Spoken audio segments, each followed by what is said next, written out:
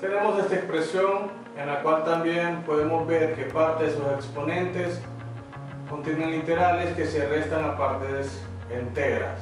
Entonces vamos a comenzar reescribiendo esas expresiones, ya que si recordamos existe una propiedad en la cual nos señala que para iguales bases y distintos exponentes vamos a copiar la base y vamos a restar las potencias. Y también recordemos que si tenemos una expresión elevada a una potencia negativa, esa representa una expresión racional, ya que indica que ese a elevado a un negativo n no está en la posición que le corresponde y por eso se mueve. Esto lo vamos a aplicar acá.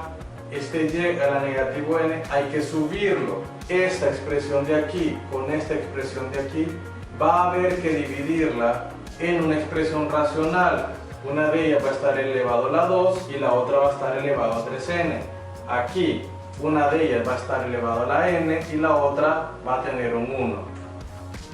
Comencemos entonces enviando esta y a el numerador para tener y a la n. Y la vamos a multiplicar por esta expresión dividida en x y a la 2 y esto elevado a la 2 sobre x y a la 2 elevado a potencia 3n.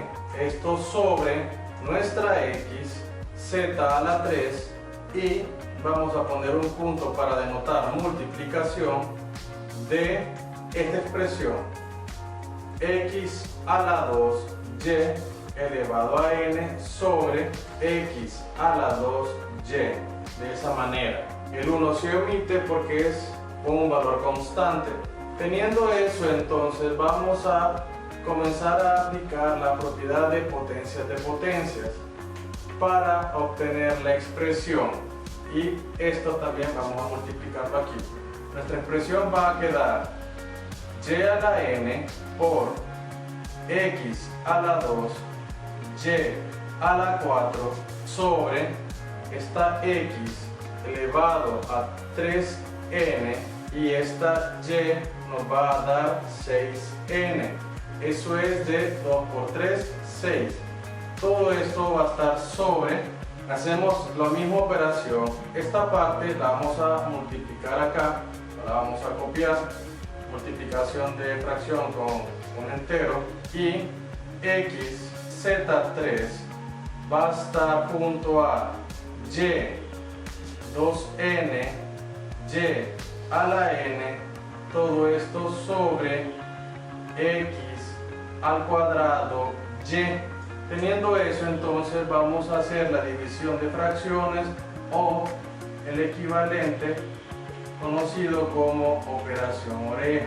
Aquí nos va a quedar y a la n, x a la 2, y a la 4, copiando esto, x a la 2, y, todo esto sobre esta expresión de aquí junto a esta de acá, x 3n, y 6n, x z a la 3, y 2n y a la n.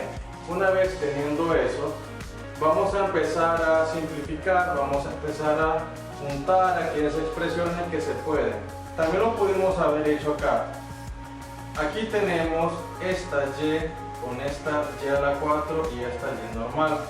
Este yn, y a la 4 y y. Y luego tenemos x al cuadrado con x al cuadrado.